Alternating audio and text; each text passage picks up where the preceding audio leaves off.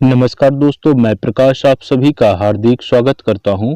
आज से हमारा एम लक्ष्मीकांत का भारतीय राज्य व्यवस्था का बुक का पहला चैप्टर स्टार्ट होगा, जिसमें हम आज देखेंगे ऐतिहासिक पृष्ठभूमि के बारे में। पहला चैप्टर है हिस्टोरिकल बैकग्राउंड के बारे में जानेंगे। और आज से हम एनसीईआरटी बुक के साथ साथ एम लक्ष्मीकांत को कंप्लीट करवाने जा रहे हैं, जिसमें पहला चैप्टर है ऐतिहासिक पृष्ठभूमि। भारत में इसके बारे में देखेंगे कि भारत में ब्रिटिश 1600 ईस्वी में ईस्ट इंडिया कंपनी के रूप में व्यापार करने आए थे और महारानी एलिजाबेथ प्रथम के चार्टर द्वारा उन्हें भारत में व्यापार करने के विस्तृत अधिकार प्राप्त थे। जो ब्रिटिश आए थे ईस्ट इंडिया कंपनी 1600 ईस्वी में, वो व्यापार करने के उद्देश्य से आए थे और जो महारानी एलिजाबेथ प्रथम के चार्टर द्वारा उनको व्यापार करने के अधिकार प्राप्त थे, जैसा कि इसमें लिखा हुआ है। कंपनी जिसके कार्य अभी तक सीमित थे, व्यापारिक कार्य बहुत ही सीमित थे, लेकिन क्या हुआ 1765 में बंगाल, बिहार और उड़ीसा के दीवानी अधिकार कंपनी को प्राप्त हो गए। इसके तहत भारत में उसके क्षेत्रीय शक्ति बनने की प्रक्रिया प्रारंभ हो गई। क्षेत्रीय शक्तियां बनने लगी।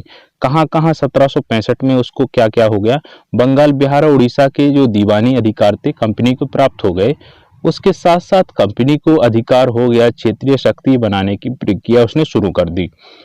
अब बात आगे करें तो 1858 में सिपाही विद्रोह हुआ और सिपाही विद्रोह के परिणाम स्वरूप ब्रिटिश ताज ने भारत के शासन का उत्तरदायित्व अपने हाथों में ले लिया। यह शासन 15 अगस्त 1947 में भारत की स्वतंत्रता प्राप्ति तक अनवरत के रूप में रहा, मतलब जारी रहा। अब बात करें कि स्वतंत्रता मिलने के साथ ही भारत में एक संविधान की आवश्यकता महसूस हुई। देखो, बात करें पहला जो शासन था कंपनी के अधीन था, 1773 से लेकर के 1858 के पहले वाला जितना भी शासन था वो कंपनी के अधीन था। जैसे ही 1858 से जो शासन चला वो क्राउन के अंतर्गत आया, क्राउन यानी ताज के अंतर्गत आया और स्वतंत्रता प्राप्ति से पहले तक यानी 15 अगस्त 1947 से पहले तक ये ताज के हाथों में रहा। अब जैसे ही 15 अगस्त 1947 को भारत स्वतंत्र हुआ तो ये ताज का जो शासन था वो भारतीय शासन में कन्वर्ट हो गया। स्वतंत्रता मिलने के साथ ही भारत में एक संविधान की आवश्यकता महसूस हुई और 1934 में एम.एन. रॉय भारत में साम्यवाद आंदोलन के प्रेरणा के तौर पे उनको जाना जाता है कि सुझाव को अमल में लाने के उद्देश्य से 1946 में एक संविधान सभा का गठन किया गया और 26 जनवरी 1950 को संविधान अस्तित्व में आ गया। यद्यपि संविधान और राज्य व्यवस्था की अनेक विशेषताएं ब्रिटिश शासन से ग्रहण की गई थीं, तथापि ब्रिटिश शासन में कुछ घटनाएं ऐसी थीं जिनके कारण ब्रिटिश शासन भारत में सरकार और प्रशासन की विधिक रूपरेखा निर्मित की गई। इन घटनाओं ने हमारे संविधान और राजतंत्र पर गहरा प्रभाव छोड़ा। इन घटनाओं का क्रमवार ब्यौरा निम्नानुसार है।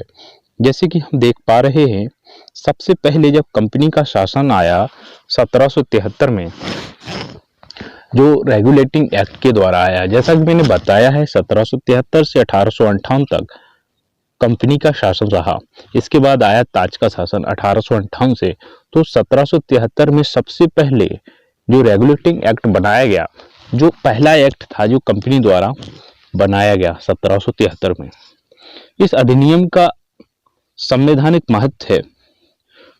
इसका क्या महत्व है कि भारत में ईस्ट इंडिया कंपनी के कार्यों को नियमित व नियंत्रित करने का इसका उद्देश्य था और इसके अलावा पहली बार कंपनी के प्रशासनिक और राजनीतिक कार्यों को इस एक्ट के द्वारा मान्यता मिली।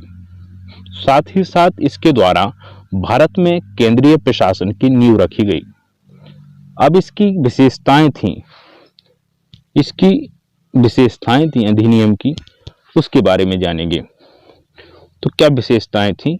इस अधिनियम द्वारा बंगाल के गवर्नर को बंगाल का गवर्नर जनरल पद नाम दे दिया गया। इस अधिनियम के द्वारा ही, यानी रेगुलेटिंग एक्ट के द्वारा ही, बंगाल का जो गवर्नर था उसको बंगाल के गवर्नर जनरल का पद दे दिया गया एवं उसकी सहायता के लिए एक 4 सदस्यीय कार्यकारी परिषद का गठन किया गया। उल्लेखनीय है कि ऐसे पहले गवर्नर लॉर्ड वारेन हेस्टिंग थे। यू नो अबाउट गवर्नर, जो पहले गवर्नर जनरल थे वो लॉर्ड वारेन हेस्टिंग थे।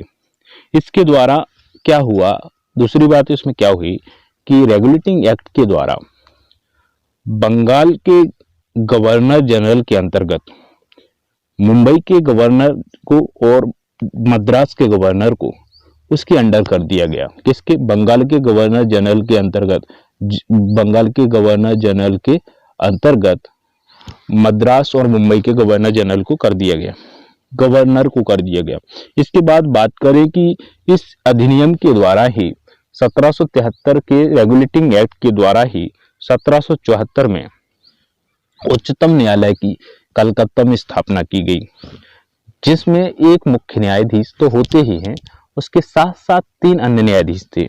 ये प्रश्न यहाँ से बनता है कि जो पहला उच्चतम न्यायालय बनाया गया 1773 में, 1773 के रेगुलेटिंग एक्ट के द्वारा 1774 में जो बनाया गया कलकत्ता का उच्चतम न्यायालय, तो उसमें कितने अन्य न्यायाधीश थे? तो 3 अन्य न्यायाधीश थे। ठीक है, तो इसके बाद अगली बात करें, चौथा जो इसका पॉइंट है विशेषता का, इसके तहत कंपनी के कर्मचारियों को निजी व्यापार करने और भारतीय लोगों से उपहार और रिश्वत लेना प्रतिबंधित कर दिया गया। प्रतिबंधित कर दिया गया, रिश्वत लेना प्रतिबंधित कर दिया गया।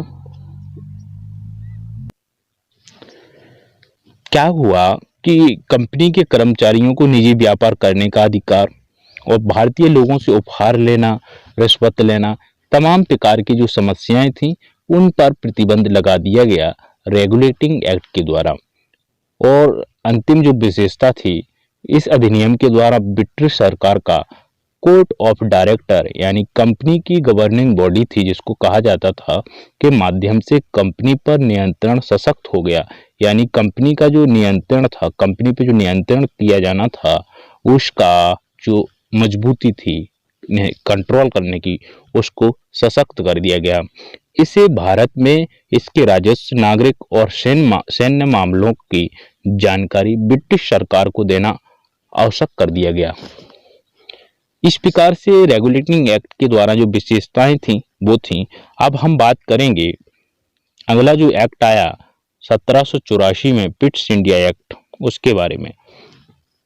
तो पिट्स इंडिया एक्ट की जरूरत क्यों पड़ी, बताना चाहेंगे कि रेगुलेटिंग एक्ट 1773 में जो आया, इस एक्ट में कुछ कमियां थी।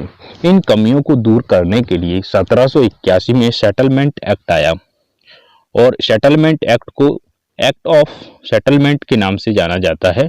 इसके बाद अन्य महत्वपूर्ण पिट्स इंडिया एक्ट 1784 में अस्तित्व में आया। तो 1784 में जो पिट्स इंडिया एक्ट आया उसकी भी कुछ विशेषताएं थीं। जो विशेषताएं थीं वो इस प्रकार हैं। इसने कंपनी के राजनीतिक और वाणिज्यिक कार्यों को पृथक कर, यानी इसने क्या किया पिट्स इंडिया एक्ट ने कि इसने कंपनी के राजनीतिक और वाणिज्यिक कार्यों को अलग अलग कर दिया। देखो, राजनीतिक कार्य तो आप जानते ही होंगे, वाणिज्यिक कार्य यानी व्यापारिक कार्यों को, कंपनी के राजनीतिक और व्यापारिक कार्यों को इस एक्ट ने अलग अलग कर दिया। तो इसने निदेशक मंडल को कंपनी के व्यापारिक मामलों के अधीक्षण की अनुमति तो दे दी। इस एक्ट ने निदेशक मंडल को कंपनी के व्यापारिक मामलों को अधीक्षण यानी करने की अनुमति तो दे दी, लेकिन राजनीतिक मामलों के प्रबंधन के लिए एक नियंत्रण बोर्ड की स्थापना की, यानी नियंत्रण बोर्ड का गठन किया, बोर्ड ऑफ कंट्रोल का गठन किया। इस प्रकार द्वंद्व शासन की व्यवस्था का शुभारंभ इसी एक्ट के द्वारा किया गया। यहाँ से एक प्रश्न बनता है कि द्वंद्व शासन की व्यवस्था का शुभारंभ किस एक्ट के द्वारा किया गया? तो 1784 में जो पिट्स इंडिया एक्ट आया उसके माध्यम से द्वंद्व शासन की स्थापना हुई। द्वंद्व शासन इसमें कहने का मतलब ये है कि कंपनी के द्वारा जो पिट्स इंडिया एक्ट आया तो इसने राजनीतिक मामलों को और व्यापारिक मामलों को अलग अलग कर दिया। राजनीतिक मामलों को देखने के लिए एक नियंत्रण बोर्ड की स्थापना की गई और जबकि निदेशक मंडल को कंपनी के व्यापारिक मामले के अंतर्गत रखा गया। अब बताना चाहेंगे कि जैसा कि मैंने बताया, नियंत्रण बोर्ड की स्थापना राजनीतिक मामलों को के मैनेजमेंट के लिए की गई, जबकि यानी प्रबंधन के लिए की गई, जबकि जो निदेशक मंडल था, बोर्ड ऑफ डायरेक्टर था, बोर्ड ऑफ डायरेक्टर व्यापारिक मामलों को देखरेख के लिए बनाया गया था, जो कि पहले से ही था। लेकिन जो अलग से बोर्ड ऑफ कंट्रोल की स्थापना की गई यानी गठन किया गया, वो सिर्फ राजनीतिक मामलों को अलग कर दिया गया था व्यापारिक मामलों से, तो उसके देखरेख के लिए यानी नियंत्रण बोर्ड की स्थापना की गई। इस प्रकार से राजनीतिक और व्यापारिक मामलों को अलग अलग करने की प्रक्रिया को ही बोर्ड द्वंद्व शासन व्यवस्था के नाम से जाना जाता है। तो पिट्स इंडिया एक्ट के द्वारा ही 1784 में द्वंद्व शासन की स्थापना हुई। ये हमें गांठ बांधकर इस पे ध्यान देना है कि कौन से एक्ट के द्वारा द्वंद्व शासन की स्थापना की गई। अब बात करें, नियंत्रण बोर्ड को यह शक्ति थी कि वह ब्रिटिश नियंत्रित भारत में सभी नागरिक, सैन्य, सरकार और राजस्व गतिविधियों का अधीक्षण व नियंत्रण करे। इस प्रकार यह अधिनियम दो कारणों से महत्वपूर्ण था। पहला कारण था भारत में कंपनी के अधीन क्षेत्र को पहली बार ब्रिटिश आधिपत्य का क्षेत्र कहा गया। दूसरा, ब्रिटिश सरकार को भारत में कंपनी के कार्यों और इसके प्रशासन पर पूर्ण नियंत्रण प्रदान किया गया।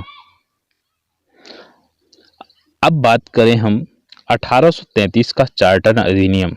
1833 का जो चार्टर अधिनियम आया उसके बारे में बात करते हैं। तो चार्टर अधिनियम की बात करें, अब बात करें चार्टर अधिनियम 1833 की, तो इसमें क्या हुआ, ब्रिटिश शासन के यानी ब्रिटिश भारत के केंद्रीकरण की दिशा में यह अधिनियम निर्णायक कदम था। और इस अधिनियम की विशेषताएं जो थी वो निम्न प्रकार थी। जैसे पहली विशेषता की बात करें तो इसने बंगाल के गवर्नर जनरल को, जो बंगाल, देखो पहला जो हमारा रेगुलेटिंग एक्ट आया था उसने बंगाल के गवर्नर को बंगाल का गवर्नर जनरल बना दिया। और 1833 में जो अधिनियम आया यानी चार्टर, उसने क्या किया कि बंगाल के गवर्नर जनरल को भारत का, बंगाल से कन्वर्ट करके भारत का गवर्नर जनरल बना दिया, जिसमें सभी नागरिक और सैन्य शक्तियां निहित थीं। और बात करें फिर क्या, इस प्रकार इस अधिनियम ने पहली बार एक ऐसी सरकार का निर्माण किया जिसका ब्रिटिश कब्जे वाले संपूर्ण भारतीय क्षेत्र पर पूर्ण नियंत्रण हो गया। लॉर्ड विलियम बेंटिंक भारत के प्रथम गवर्नर जनरल थे। यहाँ ध्यान देने वाली बात है कि भारत के प्रथम गवर्नर जनरल कौन थे, तो लॉर्ड विलियम बेंटिंक थे। बंगाल के गवर्नर प्रथम कौन थे, तो बंगाल के गवर्नर वारेन हेस्टिंग्स थे। और बंगाल के गवर्नर जनरल पहले कौन थे, वो भी बंगाल के गवर्नर जनरल वो थे, वो भी वारेन हेस्टिंग्स थे। इसके बाद भारत के प्रथम गवर्नर जनरल कौन थे, तो Lord William Bentinck. Lord William Bentinck Bharat के प्रथम गवर्नर जनरल थे। 1833 के एक्ट के द्वारा इसका नाम बंगाल के गवर्नर जनरल से भारत का गवर्नर जनरल चेंज किया गया। ओके, अब इसके बाद बात करें, इसने मद्रास और बंबई के, जो मद्रास और बंबई के governor general Pitt's India regulating act के द्वारा क्या किया गया था कि बंगाल के गवर्नर जनरल के अंतर्गत बंबई और मद्रास के गवर्नर जनरल को, गवर्नर को उसके अंतर्गत कर दिया गया। तो इसने क्या किया, इस एक्ट ने, चार्टर 1833 वाले ने, इसने मद्रास और बंबई के गवर्नरों को विधायिका संबंधी शक्तियों से वंचित कर दिया। ठीक है, विधायिका संबंधी जितनी भी शक्तियां थी उनसे वंचित कर दिया और भारत के गवर्नर जनरल को पूरे ब्रिटिश भारत में विधायिका के असीमित अधिकार प्रदान कर दिए गए। इसके अंतर्गत पहले बनाए गए कानूनों को नियामक कानून कहा गया और नए कानून के तहत बने कानूनों को एक्ट या अधिनियम कहा गया। इसके बाद बात करें ईस्ट इंडिया कंपनी की एक व्यापारिक निकाय के रूप में की जाने वाली गतिविधियों को समाप्त कर दिया गया। अब यह विशुद्ध रूप से प्रशासनिक निकाय बन गया। इसके तहत कंपनी के अधिकार वाले क्षेत्र ब्रिटिश राजशाही और उसके उत्तराधिकारों के विश्वास के तहत ही कब्जे में रह गए। चार्टर एक्ट 1833 ने सिविल सेवकों के चयन के लिए, यहां से सिविल सेवकों के चयन की बात कही जाने लगी थी। सिविल सेवकों के चयन के लिए यूपीएससी की बात कर रहे हैं यहाँ पे। 1833 ने ही सिविल सेवकों के चयन के लिए खुली प्रतियोगिता का आयोजन शुरू करने का प्रयास किया। इसमें कहा गया कि कंपनी में भारतीयों को किसी पद, कार्यालय और रोजगार को हासिल करने से वंचित नहीं किया जाएगा। यहीं से भारतीयों के लिए कुछ हित वाले काम होने लगे। और बात करें, इसमें कहा गया कि कंपनी में भारतीयों को किसी पद, कार्यालय, रोजगार को हासिल करने से वंचित नहीं किया जाएगा। हालांकि कोर्ट ऑफ डायरेक्टर के विरोध के कारण इस प्रावधान को समाप्त कर दिया गया। यानी कोर्ट ऑफ डायरेक्टर के प्रावधान ने इसको क्या कर दिया, समाप्त कर दिया। अब बात करें 1853 का चार्टर अधिनियम आया, उसके बारे में थोड़ी बात कर लेते हैं। फिर अगले चैप्टर में देखेंगे हम आगे वाले अधिनियम थे जितने 1947 तक के अधिनियम को देखेंगे। हम 1853 का चार्टर अधिनियम देखेंगे अगले वीडियो में। और फिर मिलते हैं, ताज का शासन भी देखेंगे नेक्स्ट वीडियो में। तब तक के लिए नमस्कार, धन्यवाद।